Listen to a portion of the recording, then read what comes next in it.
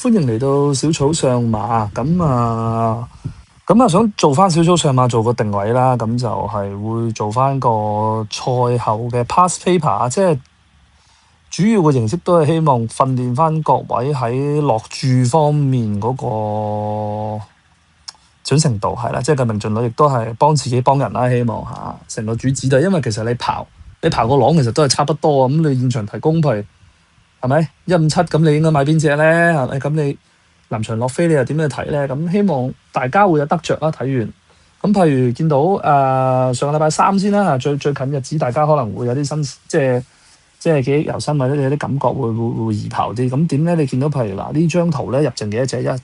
最後5隻啦，咁啊再數啦。入剩最後4隻係咪未落嘅？入剩最後3隻係啦，第4隻入咗嘅時候，第3隻入緊咧。突然之間1號就跳咗6格，咁我哋呢個時候點做咧？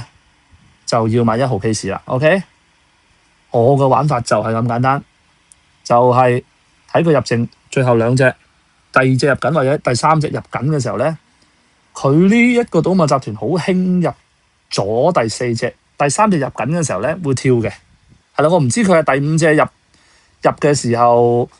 佢就會慢咗跳啊，因為我哋呢邊定係 lay back 㗎嘛，但係贏跑係快過無線嘅。OK， 咁我哋 cap 咗人跑呢個圖，咁最後結果大家都知啦。我哋如果淨係買1號 pace 咧，我哋有賺嘅，28號 pace 好肥㗎啦。因為我呢個形式係淨買 pace，OK 100蚊，咁啊賺180蚊啦。OK 就當好下一場列寶勤。咁大家其實如果我自己都係啊，我都係刨咗列寶勤，不過我冇出片啦。咁列寶勤做膽㗎啦，咁呢一場，咁你喺後本身都係熱啦，咁不斷褪，睇下一張 ，OK， 褪到8.5啦，咁褪飛啦，2號都唔硬淨啦，賢博都講咗啲飛，咁環球英雄都落嘅，係啦，你見3號都落啦，咁5號都落啦，7號都落啦，8號都落啦，咁9號回啦，係啦，咁係呢幾隻啦，咁但係當你要買嘅時候咧，譬如其實我呢場我係買咗3重彩，但係我譬如買100蚊。單色都係買5蚊注咁，其實都贏好少嘅。咁所以直接我哋買 win 或者買 pay 咧係仲好嘅。咁所以我哋呢個投注策略今一場唔使問啦，定係12啦，冇得走雞啊。咁你可以買 win 或者買 pay 啦呢場，因為呢場係無論你跑馬嘅時候，你睇形勢圖又好，睇咩都好啦。臨場啲飛話俾你聽係12啦，咁當然係12啦。好，咁下一張啦。呢一幅圖咧，去到呢個位入剩最後1、2、3、4，再下一張入剩最後1隻 ，OK 呢度。咁其實隻7號你見其實佢個飛咧都係冇乜點噴過啦。咁最後當然係7啦。咁你其他都冇乜點落。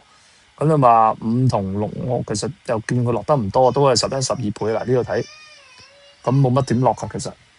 咁最後如果你買7逼住買 win 嘅，所以呢一場就投注價值就唔高嘅。咁啊，下一場啦。咁啊，呢場都係啦，第4場。咁你見到3隻狂放啊嘛，係咪？咁啊，最後其實滿樂城有冇咧？佢埋牙有落喎，呢度10係咪？最後有冇 pace 啊？最後有冇啊？嗱，佢最後狂落今日呢度係咪隻10？最易睇啦 ，OK， 有17個半 ，OK。咁你又賺70蚊啦。咁我哋其實成個諗法就係咧，你每日賺多2嚿水 ，OK， 咁或者3嚿水到啦。咁你就收手噶啦，你可以譬如下個賽日再去揾啦。大約最保險嘅，譬如你一個月賺2000蚊，點樣賺咧？就係你每個賽日起碼贏200至300蚊。咁呢100蚊懟落去大 P 嗰度，不死嘅 pace，OK 呢個1.6係咪？你埋牙最後2隻嘅，如果最後大約最後入剩最後3隻啦，佢哋都有10幾秒撳嘅，係啦，你自己碌翻贏跑嗰個時間呢度我就唔睇啦。咁我哋想快少少啦，咁長勝將軍啦呢度入剩最後2隻，咁入剩最後1隻啦。嗱，告東尼咧，我刨佢啲 past paper 咧，告東尼係準嘅，咁但係有時熱有時冷啦。但係總之你哋留意下，告東尼啲飛懟落去咧係準嘅，但係巴道就唔算準嘅懟落去。布文都準嘅啲飛，廖康明啲飛唔準嘅，係啦。你哋刨得多，你哋就會知邊啲馬房。我哋用宏觀嘅角度去睇件事。賭馬集團同埋馬房，佢哋成個飛係究竟係準唔準 ？OK， 咁當然今場又係毫無直播可言啦！你100你逼住要買為之 Q 啦呢度，因為你唔知阿巴度出唔出嚟噶嘛，就6號封神。好，咁今場唔講咁多啦。咁其實都有嘅。咁呢場啦，呢場咧就難嘅。一去到啲3T 場次啊，尾嗰幾場咧，賭馬集團都有機會輸噶啦。同你講，我刨咗啲 pass play 刨咗一段時間啊都。咁呢場啦，你逼住買，如果呢一刻你咪覺得買早咗咯，你千祈唔好呢一刻買，因為仲有幾隻啊，係咪先？仲有一隻其實時間寶咧都係1.8嘅，其實佢冇乜點騰嚇。其實你都可以買時間寶 pace 嘅，不過佢嗱你呢度咪中計咯，312係咪？呢一場如果你買就唔中噶啦。咁當然你刨你一定會懟下金城江啊，你金城江唔會有咩蠱惑啊嘛。即係你啲騎師你依家落飛嘅，我印象中梁家俊、周俊樂咧，佢落飛都準嘅。潘明輝一般般啦，因為下一場佢都衰啊嘛。下一場就係潘明輝呢度7號幸運愉快係咪？我哋都刨咗啦呢隻7號，咁佢最後落飛加馬田雞，點知又係中計嘅。OK 呢度11-3啊，出11-3啊呢度，咁你完全係跟唔到啦。咁啊3T 場次就最好唔好跟，我覺得佢啲飛都未必準啦。咁嗱呢場咧就開始準啦。我發現咧逢親係尾場嘅前一場或者前2場咧，即係3T 嘅後一場，應該咁講。3T 嘅後一場，而且係尾場嘅前一場咧，啲飛係零舍準嘅，係啦，大家留意下啦。去到尾場咧，反而又唔準㗎啲飛，所以通常咧，依家盤手放嘅離不開就呢啲㗎啦。OK，3T 嘅前幾場，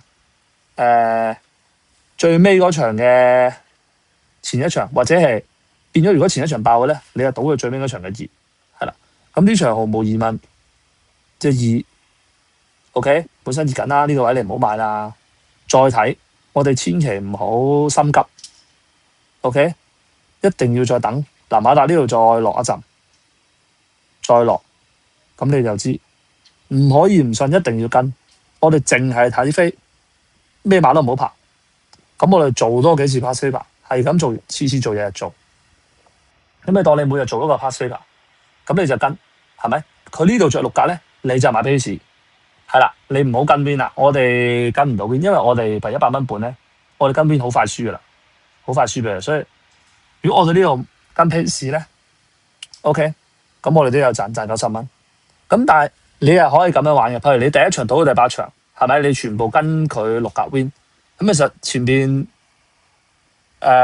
焦點9倍幾呢度5倍幾都千幾蚊啦，係咪？咁睇你係純買 win 定係純買 pay。OK， 我建議大家淨係賭一瓣咯，即係你係買二重彩就係買二重彩，你個策略就要點樣諗，點樣贏二重彩呢個彩池，係啦。我嘅策略就係最簡單，用最簡單嘅方法先答咗啲最簡單題目先，你識答中到先，唔好去搞啲天花龍鳳嘅嘢先，係啦。我哋唔好輸錢先，係啦。我哋唔好話抬個大電視翻屋企先，螞蟻搬家嘗試下。咁就如果你唔場場賭咧，你譬如我得100蚊咁樣嘅，咁我咪對邊咯，係咪？咁睇下你對邊場咯，係咪？咁無偉傑，你見無偉傑準啦，係咪？無偉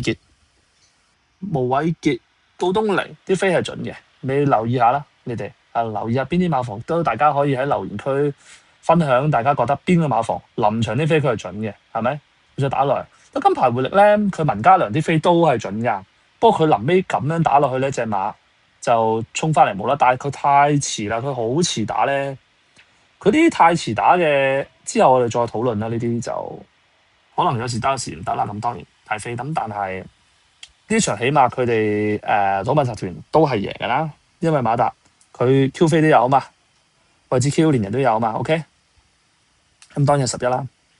咁再睇啦，呢一場又係好明顯嘅隻4，因為佢最後咧，嗱呢度入剩幾多隻？入剩差唔多啦，剩最後3隻係咪？3隻，即係第3隻未入啦，係咪？我哋就係要等。嗱，佢第3隻一入咗咧，佢就打燈噶啦，見唔見？入緊啦，嗱呢度呢隻，入到最後第3隻佢就交噶啦，應該佢就打燈噶啦。咁佢自己都有補批嘅，佢哋其他都冇乜點落批，你見冇一隻過2倍啊。咁當然隻4又喺度啦，係咪？咁隻10咧，佢係遲打咗噶，咁但係其實10咧，佢一早咧都有晒呢啲咁嘅嘢㗎啦。OK，有晒落晒燈嘅10係打直數啊。嗱，正常4應該打橫數啊，係咪？佢4又冇嘅喎。咁佢10咧，你哋可以留意下佢哋10咧，佢最後會再補嘅噃。咁所以如果你前邊你哋見到，誒點解隻10落緊位置 Q 連贏佢 Win 同 Pay 未落嘅？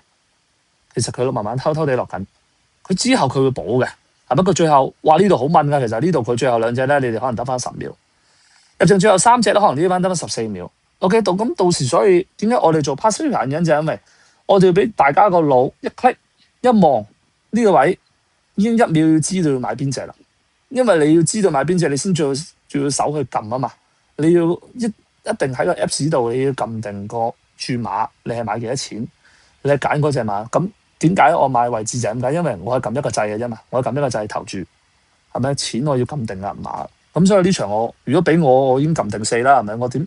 我點能夠撳定嘅10啫？佢可能呢個位咁遲，咁當然越遲係越好嘅。正常呢個位買咧，你買得切當然好啦。你有2.4係咪？有2.4，邊個要1.8啦？咁最後10嘅係幾多啊？2.2啊嘛，4得1.75啊嘛。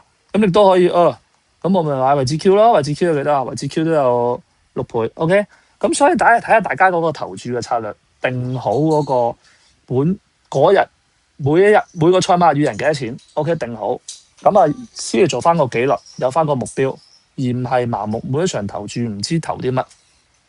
咁每一場都可以咁樣去睇，去揀1至2場去買，係啦，呢個係重點。OK， 因為譬如我100蚊嘅，我最後睇到呢注飛係嘛，我咪賺80咯，係咪？咁我買2場，將180蚊再過落去下一場去買嘅，咁我咪又賺18倍咯，係嘛？即係等於馬達一樣啫嘛，馬達呢度1.8係嘛？之後太陽勇士呢度1.75係嘛？最後咁你咪可以玩2場，你咪收手咯，玩2場位置就咁簡單。OK， 我自己覺得咧就相對比較保險過你1場 win 嘅，因為你1場 win 100蚊輸咗就冇噶啦，係啦，即係可以咁樣去做個練習先咯。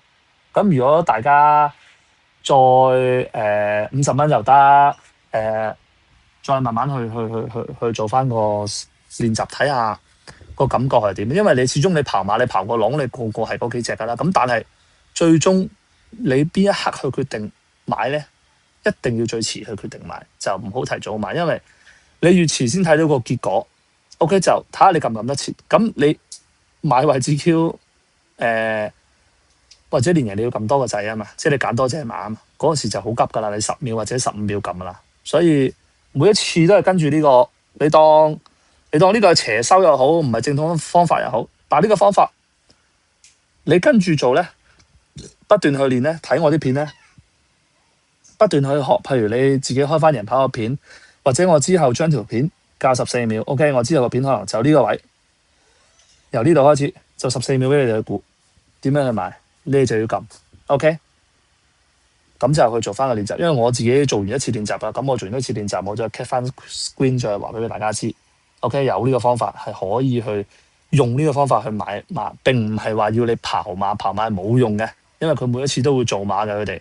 OK， 你跑完個朗，話我要起連勇敢做膽喎，係咪？跑完個朗可能佢都唔去，佢冇飛佢都唔去，只要周俊樂咁，佢有飛佢咪去咯，係嘛？咁簡單，睇到噶嘛，大家潘頓嗰啲唔係我哋啲人買嘅，佢冷先去嘅呢條友，熱啊反而唔去嘅，呢條友又係冇得捉嘅。即係有啲騎師有啲馬房你見到熱佢去咧，咁你咪睇得到咯。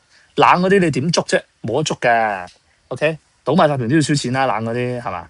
所以你跟賭馬集團嘅熱飛嚇，跟佢 pace 就應該會我諗每個月希望執到1000至2000蚊都好噶啦。如果我100蚊注，即係我每個賽日 keep 住贏啦，200蚊至300蚊係啦。好，咁祝大家贏多啲，希望呢個方法幫到大家啦。即係我淨係最後想講嘅就係最緊要睇呢啲畫面，入剩最後3隻先買。OK， 入剩最後3隻，起碼都要最後3隻至2隻。通常佢哋越遲落飛咧，可能佢哋冇乜信心。入剩最後3隻，第4隻入咗，第3隻入緊嘅時候咧，呢一個賭馬集團咧就壓落去㗎啦。OK，太陽勇士就係一個例子啦。OK，佢未必跑到 win 咁，但係 pay 至少佢唔會冇，佢亦都盡力同你騎。咁你起碼你鋸啲啊，係咪？你唔會話買咗勁速威龍，OK，成劈屎咁係咪？你賽前大家睇到㗎，邊隻叻邊個唔叻，邊個唔知有時。咁但係佢唔落飛，佢就唔同你去，就係咁現實，就係咁簡單。佢哋入邊馬房肯定知，賭馬集團肯定計啲數叻過我哋。咁我哋點樣做啊？我哋自己刨都係冇用㗎，等同你講嚇。我哋只能夠跟飛，點樣跟啊？跟邊個位啊？最後3隻馬啦。OK， 今日就係個總結就係咁。最後3隻馬，最後2隻馬先至買。記住 ，OK 個注碼撳定先，最後揀馬，直接一係位置，一係邊，100蚊懟落去，過完一關，180蚊再懟落下一關，贏200蚊收手，識咗佢唔睇，再慢慢去做啲 pass paper。OK， 係咁多。